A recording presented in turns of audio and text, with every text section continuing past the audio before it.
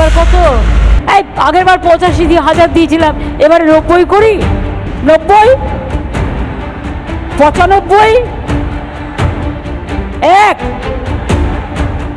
ওকে 1,10,000। কত? 90, 95, 1, 1,10। খুশি তো?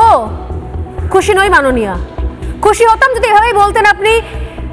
কোন ডিপার্টমেন্টে চাকরি বলুন, এবার কোন ডিপার্টমেন্টে চাকরির জন্য পরীক্ষা নেব? স্কুলে, প্রাথমিকে, কলেজে, পুলিশে, কর্পোরেশনে, কোনটার জন্য চাকরি নেব, চাকরি দেব? সমস্ত চাকরির দরজা খুলছে এক এক করে, সব ডিপার্টমেন্টে চাকরি নেওয়া হচ্ছে। কি এবার খুশি তো? তখন বলতাম খুশি। এই অনুদানের দরদাম নিলামে খুশি নই, কারণ এগুলো আপনার মুখোশ। আসল কাজ আপনার নেতারা করছে।